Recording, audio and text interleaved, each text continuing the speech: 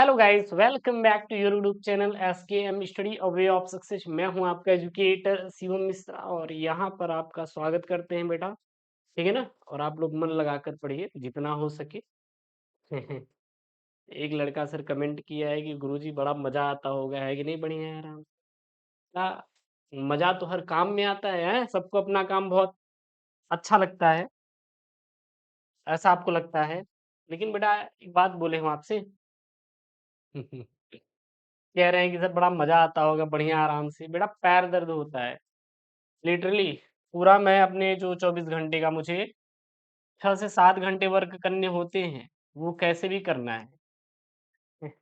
वो भी खड़े होके, है कि नहीं? जिसमें से 3-4 घंटे निकल जाते हैं, 4-5 घंटे पढ़ाने में, 1-2 घंटे इधर के उधर के वर्ग में, 6 से 7 घंटे निकल जाते हैं। चले कोई ना, मेहनत करो भाई, मेहनत करो जितना हो सके बेटा, मेहनत करिए, आगे बढ़िए। यहाँ पे क्या है अपना क्लास 12 हिंदी के 3 महत्वपूर्ण क्या है बेटा निबंध लेखन, जो कि आपके बेटा बोर्ड में आने वाले हैं। तो प्लीज आप ये 3 निबंध लेखन तैयार कर लीजिएगा। मोस्ट इंपॉर्टेंट है, क्लास 12 हिंदी के बोर्ड में आने वाले। और ये डायरेक्ट टू डायरेक्ट कहाँ पे आएंगे बेटा? आपके बोर्ड में आएंगे। सर इसका पीडीएफ, जो इसका पीडीएफ बेटा आपको टेलीग्राम चैनल एसकेएम स्टडी पर मिल जाएगा। सर जो लिंक दिया गया है वो एसकेएम स्टडी टेलीग्राम चैनल का लिंक मैंने डिस्क्रिप्शन बॉक्स के अंदर दे दिया गया है। तो जाकर आप इसको ज्वाइन कर लीजिए और वहां से डाउनलोड कर लीजिएगा। एक बच्चों का स्टूडेंट का क्वेरीज था सर अनसॉल्व पेपर, तो अनसॉल्व पेपर का पीडीएफ बेटा मंडे को आपको अपडेट कर दिया जाएगा एसकेएम स्टडी एप्लीकेशन पे। तो गूगल प्ले स्टोर से एसके स्टडी ऐप जरूर जरूर डाउनलोड कर लीजिए। वहां पे आपको अनसॉल्व पेपर का पीडीएफ ई बुक का पूरा पूरा, चाहे 10वीं का हो, 12वीं का हो, साइंस से हो या फिर आर्ट्स से, सभी को फ्री में पीडीएफ वहां पे हम लोग प्रोवाइड करेंगे आपको। ठीक है ना, मिल जाएगा। तो यहाँ पे 3 महीने लेकर आए हैं महत्वपूर्ण वाले निबंध लेखन। देखिएगा हर एक निबंध लेखन बेटा बहुत इंपॉर्टेंट है, सो प्लीज जितने भी स्टूडेंट है आप तैयार कर लेंगे। पहला यहाँ पर है अपना जो निबंध लेखन, वो है किस पर? आतंकवाद की समस्या, कारण और समाधान। Direct to direct board exam में आता है सर, 9 नंबर का आता है, ध्यान देना। 9 नंबर का बेटा आपके बोर्ड में आता है। दूसरा वाला है पर्यावरण प्रदूषण निवारण निकारण के उपाय, मतलब कि पर्यावरण प्रदूषण और इसका निवारण कैसे करें या निकारण कैसे करेंगे उसके उपाय। और जो तीसरा है आधुनिक शिक्षा पद्धति की दिशा और दशा। ये तीनों इतने मोस्ट इंपॉर्टेंट है, आप देखेंगे तो आपके यूपी बोर्ड परीक्षा में हर साल रिपीटेड होते हैं। ऐसा कोई ईयर नहीं होगा जिस वर्ष बेटा ये किसी न किसी सेट में आए नहीं। और आपको पता होना चाहिए हिंदी का यूपी बोर्ड में कुल 7 सेट बनता है, तो किसी न किसी सेट में ये जरूर से जरूर मिलेगा। तो सबसे पहला हम लोग निबंध बेटा यहाँ पे करने वाले हैं आतंकवाद की समस्या, कारण और समाधान। पहला निबंध हम लोग सबसे इंपॉर्टेंट वाला करेंगे, आतंकवाद की समस्या, कारण एवं समाधान। मतलब क्या कारण है आतंकवाद के और इसका समाधान कैसे है। जब भी कोई निबंध लेखन लिख रहे हैं तो सबसे पहले बेटा प्रस्तावना देना होता है। जब आप कहीं पे जाते हैं तो सबसे पहले अपना इंट्रोडक्शन कराते हैं ना, कि तुरंत काम बोलना शुरू कर देते हैं, अरे ये मैं इस काम से आया हूँ, नहीं। सबसे पहला इंट्रोडक्शन कराते हैं कि हाँ मैं इस कक्षा में हूँ, मेरा नाम ये है, मैं यहाँ से आया हूँ, इस काम के लिए आया हूँ। उसी प्रकार बेटा सबसे पहले किसी निबंध को लिखने से पहले आपको प्रस्तावना लिखना पड़ता है। क्या लिखना पड़ता है बेटा? ध्यान देना, प्रस्तावना लिखना पड़ता है। प्रस्तावना, प्रस्तावना उतना ही इंपॉर्टेंट है जितना आपका क्या है पनीर में नमक भी है। पनीर तो बहुत अच्छी बनी है लेकिन आपने नमक डाला ही नहीं, तो इसलिए बेटा आपको क्या लिखना है? प्रस्तावना जरूर से जरूर लिखना है। प्रस्तावना जरूर से जरूर आपको लिखना है। हेडिंग डालेंगे बेटा प्रस्तावना। प्रस्तावना में हम अपना परिभाषा देते हैं, तो इसमें लिखेंगे आतंकवाद एक गंभीर वैश्विक समस्या है। वैश्विक मतलब कि विश्व स्तर की समस्या है। ऐसा नहीं केवल भारत ही जूझ रहा है, अन्य देश जितने भी हैं अपने अगल बगल के पड़ोसी देश या अन्य दो देश, सभी हमारे आतंकवाद से जूझ रहे हैं, जो मानवता के लिए एक बड़ा खतरा बन गई है। यह न केवल व्यक्तिगत जीवन को बल्कि समाज और देशों को भी अस्थिर बनाता है। आतंकवाद के कारण कई होते हैं और इनके समाधान के लिए समग्र दृष्टिकोण की आवश्यकता होती है। आतंकवाद के कारण मतलब आतंकवाद के क्या क्या कारण हैं? हाँ, सब तो लिखेंगे आतंकवाद के पीछे कई जटिल कारण हैं जिनमें शामिल है, मतलब आतंकवाद किस वजह से पनपता है। तो सबसे पहला होता है बेटा राजनीति असंतोष। राजनीति असंतोष भी क्या होता है हमारा? आतंकवाद का कारण बनता है। जो नेता लोग होते हैं ना, वोट बैंक के चक्कर में आतंकवाद फैलाते हैं। बिल्कुल ऐसा होता है। बहुत सारे देश हैं कि भैया जब वोट आएगा तो आतंकी हमला करवा देंगे और फिर कहेंगे देखिए ये आतंकी हमला किए हैं, अब हम ही हैं जो कि देश को बचाएंगे। तो ऐसा भी होता है, यानी कि यहाँ पे हम लिख सकते हैं, क्या लिख सकते हैं बेटा, कि अक्सर राजनीति, शोषण, भेदभाव और असमानता के कारण लोग आतंकवाद की ओर क्या होते हैं बेटा, हम आकर्षित होते हैं। दूसरा पॉइंट लिखेंगे, सामाजिक असमानता यानी गरीबी, बेरोजगारी और सामाजिक न्याय की कमी आतंकवाद को क्या दे सकता है, बढ़ावा देता है। या फिर धार्मिक कट्टरता देखते हैं, हिंदू मुस्लिम इत्यादि चीजें, यानी कुछ लोग धार्मिक कट्टरता के नाम पर भी हिंसा का सहारा लेते हैं।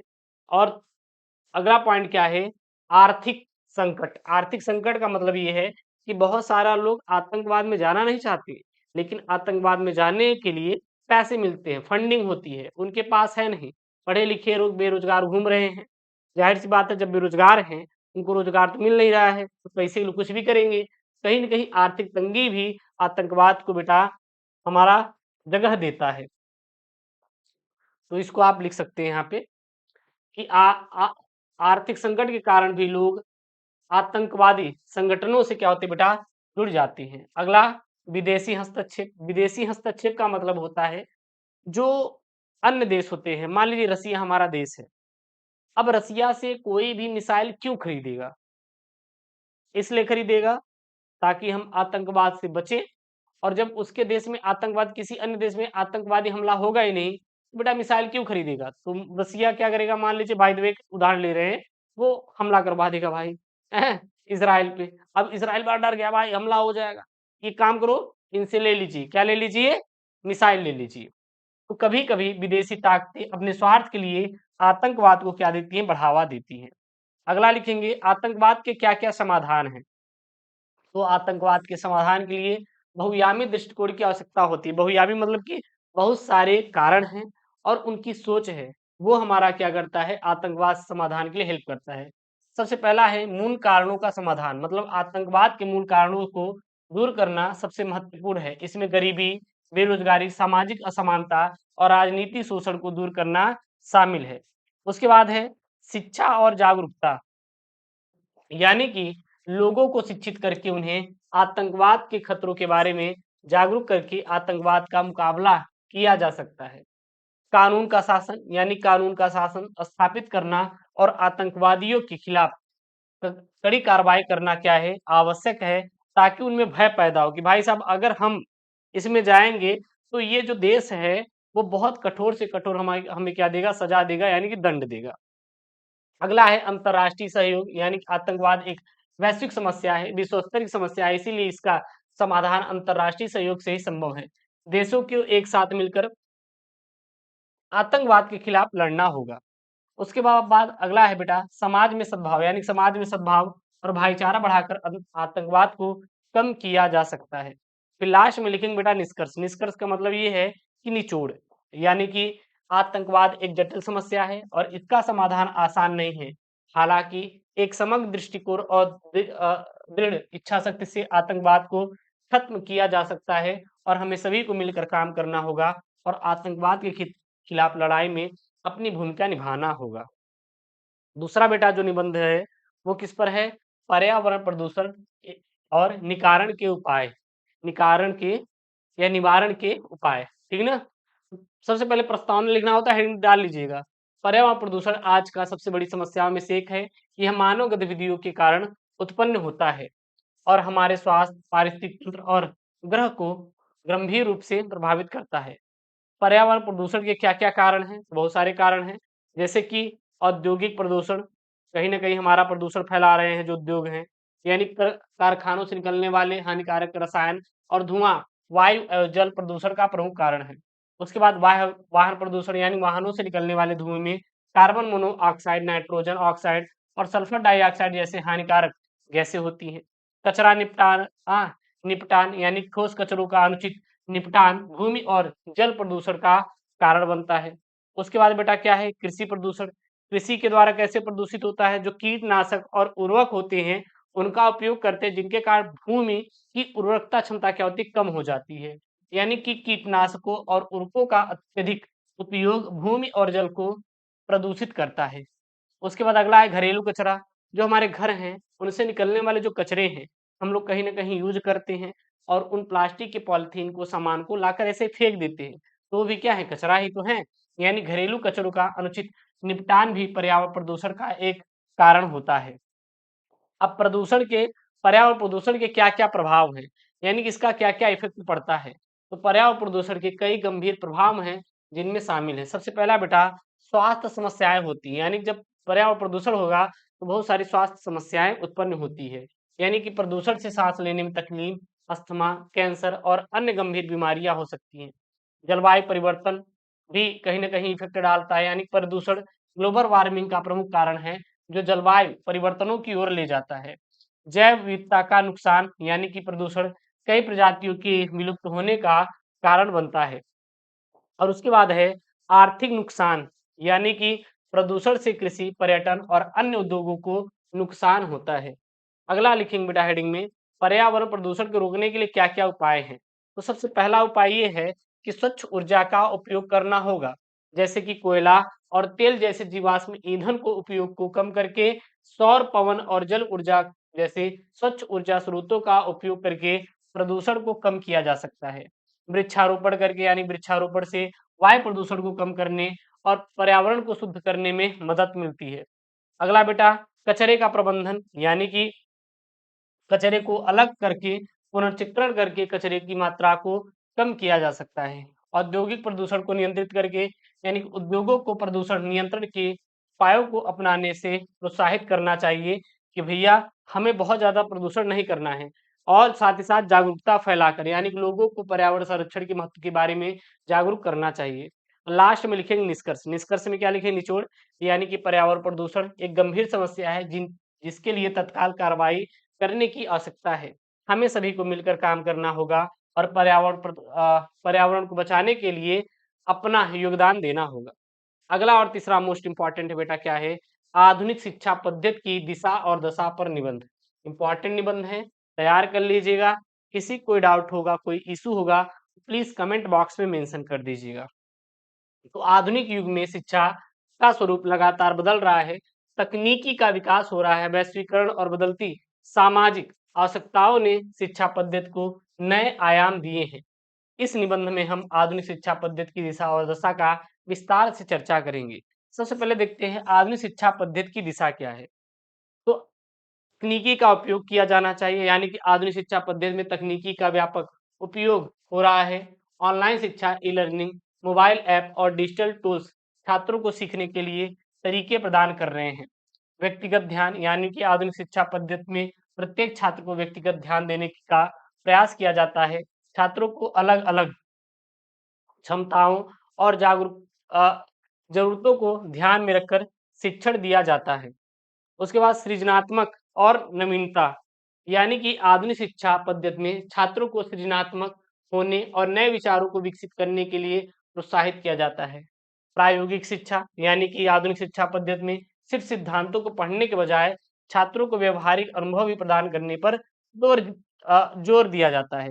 उसके बाद सामूहिक कार्य, यानी कि आधुनिक शिक्षा पद्धति में समूह में कार्य को बढ़ावा दिया जाता है ताकि छात्र एक दूसरे को सीख सके और एक दूसरे का सहयोग करके सीख कर आगे बढ़े। अब यहाँ पर है आधुनिक शिक्षा पद्धति की दशा क्या-क्या है। तो सबसे पहले दशा में देखेंगे, अगर हम लोग आधुनिक शिक्षा पद्धति अ, अपनाते हैं तो उसके बाद क्या-क्या दशा होंगी, परिणाम क्या-क्या होंगे। तो सबसे पहला है सकारात्मक पहलू, यानी कि विश्वव्यापी पहुँच। तकनीकी की मदद से शिक्षा अब सभी के लिए सुलभ बन चुका है। छात्रों के पास विभिन्न प्रकार के पाठ्यक्रम और शिक्षण संस्थानों को चुनने के लिए अधिक विकल्प हो गए हैं जब से आधुनिक शिक्षा आई है। तकनीक की मदद से शिक्षक सभी अधिक प्रभावी ढंग से छात्रों को पढ़ा सकते हैं। अच्छा, नकारात्मक पहलू क्या-क्या है? जैसे कि जो बच्चे हैं, छात्र हैं, उनके पास तकनीकी बहुत सारे छात्रों के पास तकनीकी पहुँच नहीं है, जिससे डिजिटल अ, चीज़ें बढ़ रहा है। अगला है यहाँ पे सामाजिक कौशल का कमज़ोर होना, यानी कि जब ऑनलाइन शिक्षा आ गई, तो समाज में बच्चे जा ही नहीं रहे हैं, बैठ ही नहीं रहे हैं। आराम से बैठे हैं, मोबाइल चला रहे हैं। कहीं न कहीं वो बैड प्रभाव डाल रहा है, यानी कि ऑनलाइन शिक्षा के बढ़ने से छात्रों के सामाजिक कौशल कमज़ोर हो रहे हैं। धा अगला है ध्यान केंद्रित करने में कठिनाई, यानी कि डिजिटल उपकरणों के अत्यधिक उपयोग से छात्रों का ध्यान केंद्रित करने की क्षमता कम हो रही है। अगला है आगामी चुनौतियाँ और समाधान, मतलब कि आगे क्या-क्या चुनौतियाँ हो रही हैं और उनके क्या-क्या समाधान हैं। सबसे है बेटा शिक्षकों का प्रशिक्षण, यानी कि सभी को तकनीकी के बारे में ज्ञान नहीं है, यानी कि तकनीकी के विकास के साथ-साथ शिक्षकों को भी खुद को अपडेट रखना होगा। डिजिटल डिवाइड को कम करना है, यानी सभी छात्रों तक तकनीकी की पहुँच सुनिश्चित करना, मतलब सभी छात्रों तक पहुँच सके ताकि सभी पढ़ाई कर सकें। सामाजिक कौशल को बढ़ावा देना, यानी कि स्कूलों में समूह गतिविधियों और खेलों को बढ़ावा देना चाहिए। शिक्षा में गुणवत्ता बनाए रखना, यानी मात्रात्मक विकास के साथ-साथ गुणवत्ता पर भी ध्यान देना होगा। फिर लास्ट में लिखेंगे बेटा निष्कर्ष, यानी कि आधुनिक शिक्षा पद्धति में कई सकारात्मक बदलाव आए हैं, लेकिन साथ ही कुछ चुनौतियाँ भी हैं। इन चुनौतियों का सामना करने के लिए शिक्षा पद्धति और बेहतर बनाने के लिए सभी हितधारकों को मिलकर काम करना होगा। शिक्षा को छात्रों की ज़रूरत के अनुरूप बनाना और उन्हें 21वीं सदी की चुनौतियों का सामना करने के लिए तैयार करना हमारी प्राथमिकता होनी चाहिए। तो यहाँ पर बेटा मैंने आपको बताया क्लास 12 हिंदी के 3 सबसे महत्वपूर्ण निबंध लेखन के बारे में, जो आपके बोर्ड में भर-भर के आते हैं। अगर आप इन 3 महत्वपूर्ण निबंध लेखन को तैयार करते हैं, किसी न किसी एक सेट में आपका ज़रूर फँसेगा। आई होप ये वीडियो आपको अ, पढ़ के मज़ा आया होगा। तो इसका जो पीडीएफ है जाके टेलीग्राम चैनल एसकेएम स्टडी से डाउनलोड कर सकते हैं। Link in the description box. मिलते हैं नेक्स्ट वीडियो में दोस्तों। Thank you. जय हिंद, take care, bye bye. Love you all.